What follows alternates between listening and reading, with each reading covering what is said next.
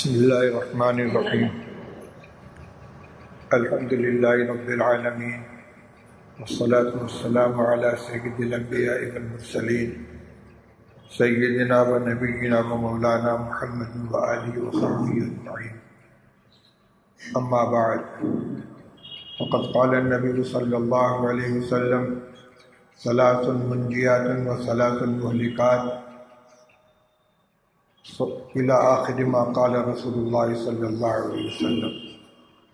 بزرگان محترم، بزرگوں، بھائیوں، طلبہ عزیز، گزشتہ کئی جمعہ سے ایک حدیث پاک کی تشریح کا سلسلہ چل رہا ہے، جس میں رسول اللہ صلی اللہ علیہ وسلم نے 3 عادتوں کو نجات دہندہ قرار دیا ہے اور 3 عادتوں کو ہلاکت خیز اور تباہ کن بتلایا ہے۔ نجات دینے والی 3 صفتیں: اللہ سے تقوی، اللہ کا تقوی اختیار کرنا جلوت و خلوت میں، سچ بولنا غصے میں بھی اور خوشی میں بھی، اور میانہ روی اختیار کرنا خوشحالی میں بھی تنگ دستی میں بھی۔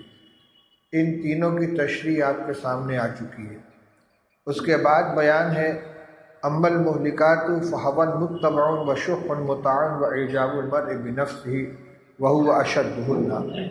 ارشاد فرمایا کہ 3 صفتیں، 3 عادتیں، 3 خصلتیں جو ہلاک کرنے والی ہیں، تباہ و برباد کرنے والی ہیں، وہ یہ ہیں: ہوا متبع، وہ خواہشات نفسانی جن کی پیروی کی جائے، جن کا اتباع کیا جائے، وشح مطاع، مال کی وہ ناجائز محبت جس کا اتباع کیا جائے، اور اعجاب المرء بنفسہ، آدمی کا خود بھی ہونا، اپنے آپ کو سب سے بہتر سمجھنا، اپنی رائے کو سب سے برتر و بالا سمجھنا، جس کو خود بینی اور خود رائی کہتے ہیں۔ یہ 3 چیزیں ہیں جو تباہ کن ہیں۔ ہوا متبع، وہ خواہش نفس جس کا اتباع کیا جائے، شح مطاع، وہ شح، حرص و بخل جس کی اطاعت کی جائے، اور اعجاب المرء بنفسہ، آدمی کا خود بھی و خود رائے ہونا۔ مختصر تشریح ان کی سماعت فرمائیے۔ پہلے نمبر پر بیان فرمایا ہوا متبع، خواہشات نفسانی جن کا اتباع کیا جائے۔ اللہ تعالیٰ نے انسان کے اندر اچھی بری دونوں طرح کی خواہشیں رکھی ہیں۔ وَنَفْسٍ وَمَا سَوَّاهَا فَأَلْهَمَهَا فُجُورَهَا وَتَقْوَاهَا۔ انسان کے نفس میں اچھی خواہشات بھی ہیں، بری خواہشات بھی ہیں، اور یہ دنیا دارالامتحان ہے۔ اللہ تعالیٰ نے انسان کو عمل کرنے کی صلاحیت اور طاقت دی اور اختیار دیا ہے، اور اس کے سامنے اچھے برے دونوں راستے کھول دیے ہیں۔ اب سعادت مندی اس میں ہے کہ نفس کی خواہش کے باوجود غلط راستے کو چھوڑ کر اچھے راستے پر چلے، نفس کی ان خواہشات کو پورا کرے جو جائز ہیں، حلال ہیں، جو انسانی ضرورت کے اندر شامل ہیں۔ جیسے کھانے کی خواہش ہے، یہ نفس کی خواہش ضرورت ہے، کھانا کھایا جائے گا۔ پیاس لگی ہے، پانی پینا ہے۔ نیند لگی ہے، سونا ہے۔ علماء نے بڑی اچھی تشریح کی ہے، فرماتے ہیں 2 چیزیں ہیں، کچھ حظوظ نفس ہیں، کچھ حقوق نفس ہیں۔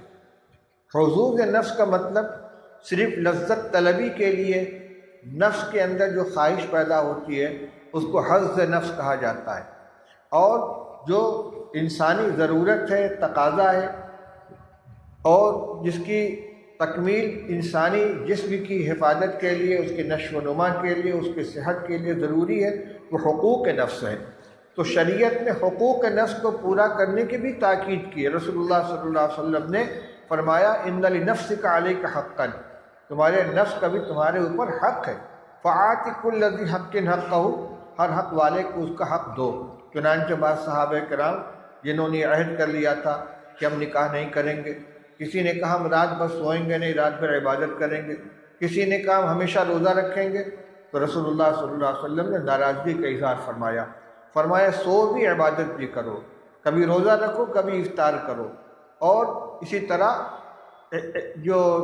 جن لوگوں نے کہا شادی نہیں کروں گا، نکاح نہیں کروں گا، فرمایا نکاح میرا طریقہ ہے، جو میرے طریقے سے اعراض کرے وہ میرا نہیں ہے۔ تو جو تقاضے ہیں جسمانی حلال دائرے کے اندر رہتے ہوئے ان کو پورا کرنا، یہ خواہش نفس نہیں کہلائے گی، یہ ضرورت ہے، یہ حق کے نفس ہے۔ لیکن جو ناجائز خواہشات ہیں، بد نظری ہے، کسی اچھی شکل کو دیکھ کر اس کو گھورنے کو جی چاہ رہا ہے، یہ خواہش نفس ناجائز ہے۔ اسی طرح مال کی خواہش ہے، حلال طریقے سے حاصل ہو یا حرام طریقے سے حاصل ہو، اسے حاصل کر لینا ہے۔ تو جو خواہشات ایسی ہیں کہ جس پر شریعت نے پابندی لگا رکھی ہے، چاہے ان کا تعلق جاہ سے ہو چاہے باہ سے ہو۔ جاہ کا مطلب یہ ہے کہ اپنی عزت اور اپنے مقام و مرتبہ کو حاصل کرنے کے لیے آدمی کوئی غلط کام کرنا چاہتا ہے کہ میری حیثیت بڑھے، میرا مرتبہ بڑھے، لوگ مجھ کو اچھا جانیں، مجھ کو اونچا جانیں۔ اور باہ کا مطلب یہ کہ نفسانی خواہشات جس کا تعلق شہوت سے ہے، اس کے سلسلے میں غلط کام کے اندر آدمی مبتلا ہو جائے، یہ ساری کی ساری چیزیں ہوائے نفسانی میں آتی ہیں۔ تو رسول اللہ صلی اللہ علیہ وسلم نے فرمایا کہ جب طبیعت نے یہ فرمایا کہ جب آدمی آنکھ بند کر کے نفس کی ہر خواہش کو پورا کرنے لگے تو یہ اس کے لیے ہلاکت خیز ہے۔ ہوا متبع، نفس کے اندر خواہش تو رہے گی، یہ اللہ نے پیدا کیا ہے۔ وما ابرئ نفسی ان النفس لامارۃ بالسوء، بعض مفسرین نے اس کو زلیخا کا قول قرار دیا ہے، بعد میں حضرت یوسف علیہ السلام کا قول قرار دیا ہے کہ ہم نفس کو بری نہیں کر سکتے، نفس تو برائیوں کو حکم دیتا ہے۔ اب شریعت نے ہم کو حلال حرام کی تمیز دی ہے، احکام بیان کیے ہیں، کون سی خواہش نفس کی پوری کرنی ہے، کون سی پوری نہیں کرنی ہے، اس کو دیکھنا یہ مومن کا کام ہے۔ لیکن جو آنکھ بند کر کے خواہشات نفس کی پیروی کرنے لگے تو رسول اللہ صلی اللہ علیہ وسلم نے اس کو تباہ کن اور ہلاکت خیز قرار دیا ہے۔ اس لیے ہمیں بہت سے مواقع ایسے آتے ہیں۔ اب مثال کے طور پر آج کل شادی بیاہ کا موسم چل رہا ہے، اب خواہشات آتی ہیں سامنے، ایسا کر لیا جائے، کچھ بچوں کی خواہش ہے، کچھ بیوی کی خواہش ہے، کچھ داماد کی خواہش ہے، کچھ خاندان والوں کی خواہش ہے۔ اب ہر ایک کی اگر خواہش پوری کریں گے، ظاہر بات ہے کہ شریعت کے دائرے سے نکل جائیں گے۔ ایسی سجاوٹ ہونی چاہیے، ایسا کھانا ہونا چاہیے، ایسا شادی گھر ہونا چاہیے، ایسا شادی کارڈ ہونا چاہیے۔ آپ یہ دیکھیں کہ شریعت نے بھی ہم کو اس راستے میں کوئی رہنمائی کی ہے کہ نہیں۔ اللہ کے رسول صلی اللہ علیہ وسلم نے جب نکاح کو اپنی سنت قرار دیا ہے تو نکاح سنت تو رسول اللہ صلی اللہ علیہ وسلم کی ہے، اور طریقہ ہمارا چلے گا، اس کا کیا مطلب ہوا؟ جس کی سنت اس کا طریقہ چلنا چاہیے۔ تو حضور صلی اللہ علیہ وسلم نے خود بھی نکاح کیا ہے، صحابہ کرام نے بھی نکاح کیا، رسول اللہ صلی اللہ علیہ وسلم کے صاحبزادیوں کا نکاح کیا۔ اس کو تلاش کریں، اس کو معلوم کریں کس قدر سادگی کے ساتھ اور شریعت کے دائرے میں رہتے ہوئے نکاح ہوا ہے رسول اللہ صلی اللہ علیہ وسلم کا، صحابہ کرام کا۔ یہ مستقل موضوع اس پر بیان ہونا چاہیے کہ صحابہ کرام رضی اللہ تعالیٰ عنہ کے یہاں نکاح کس قدر سادگی سے ہوتا تھا کہ مدینہ طیبہ میں رہتے ہوئے صحابہ نکاح کر رہے ہیں اور رسول اللہ صلی اللہ علیہ وسلم کو اطلاع تک نہیں ہے، اور اب ناراض بھی نہیں ہوتے۔ عبد الرحمن بن عوف رضی اللہ عنہ نے نکاح کیا ہے، بعد میں حضور صلی اللہ علیہ وسلم نے پوچھا یہ تمہارے کپڑے میں پیلا دھبا کیسا نظر آ رہا ہے؟ کہا حضور میں نے نکاح کیا ہے۔ جابر بن عبداللہ رضی اللہ تعالیٰ عنہ فرماتے حضور میں ذرا جلدی مدینہ جانا چاہتا ہوں۔ فرمایا کیوں؟ تو میں نے نکاح کیا ہے۔ کس سے نکاح کیا ہے؟ کیسی عورت ہے؟ یہ تو پوچھا، مگر یہ نہیں فرمایا نکاح کس سے پڑھوا لیا، مجھ کو اطلاع تک نہیں کی، کچھ نہیں۔ جیسے 2 رکعت نماز پڑھنا اس سے آسان ہے نکاح کے 2 بول بول دینا۔ میں یہ کہہ رہا ہوں کہ خواہشات کا مطلب صرف یہی نہیں ہوتا کہ کسی گناہ کے اندر آدمی مبتلا ہو رہا ہے، وہ خواہشات نفس ہے۔ چاہتیں جتنی ہوتی سب کو دیکھنا چاہیے کہ ہماری یہ چاہت، ہماری یہ خواہش، ہماری یہ تمنا یہ شریعت کے دائرے میں ہے کہ نہیں، صحیح ہے کہ نہیں، سنت اور شریعت کے مطابق ہے کہ نہیں، ہے پورا کیا جائے۔ قل من حرم زینۃ اللہ التی اخرج لعبادہ والطیبات من الرزق، یہ بھی اللہ کا فرمان ہے۔ کون ہے جس نے اللہ کی ان زینتوں کو حرام قرار دیا ہے جس کو اللہ نے اپنے بندوں کے لیے پیدا کیا ہے، اور کون ہے جو حلال روزی کو حرام قرار دیتا ہے؟ لیکن اللہ نے جس کو حلال قرار دیا اس کو ہم استعمال کریں گے، اللہ نے جو روزی حلال قرار دی اس کو پورا کریں گے، یہ حق کے نفس میں آ جائے گا۔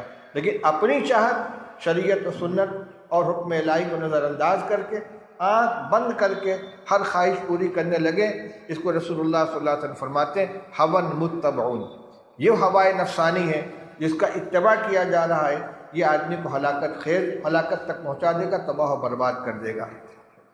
سردی کا موسم ہے، رضائی میں دبکے ہوئے پڑے ہیں، اذان ہو گئی، جی نہیں چاہ رہا اٹھنے کو، چاہنا نہ چاہنا دونوں خواہش نفس میں آ جاتا ہے. کسی چیز کو چاہنا یہ بھی خواہش میں ہے، اور کوئی تقاضا شریعت کو اس کے خلاف کرنا یہ بھی تو چاہت کے اندر ہے. سردی کے موسم میں رضائی میں کمبل میں پڑے اٹھنے کو جی نہیں چاہ رہا ہے، یہ غلط چاہت ہے. اللہ کا حکم سامنے ہم کو اٹھ کر جانا ہے. اسی طریقے سے کوئی شکل سامنے آ گئی، جی چاہ رہا ہے نظر اٹھا کے گھورے دیکھے، لیکن شریعت کہتی نظر نیچے کر لو. آنکھ کو بچاؤ، بد نظری سے اپنے کو بچاؤ. کسی مجلس میں بیٹھے ہیں، کسی کا تذکرہ آج ہو گیا، غیبت ہو رہی ہے، بڑی لذت مل رہی ہے، شریعت کے حکم میں ہٹ جاؤ، یہاں سے گفتگو ختم کر دو. ہر حلال حرام جائز ناجائز کے اندر اس کو دیکھنا چاہیے کہ شریعت کس چیز کی اجازت دیتی ہے، کس سے منع کرے. جو جائز ہے اس پر عمل کرے، کوئی منع نہیں کرتا، اور جو حرام و ناجائز ہے اس سے بہرحال اپنے آپ کو بچانا چاہیے. اللہ تعالی ہم سب کو عمل کرنے کی توفیق عطا فرمائے. حدیث پاک کے 2 اجزاء انشاءاللہ آئندہ جمعہ آپ کے سامنے آئیں گے. وآخر دعوانا الحمدللہ رب العالمین.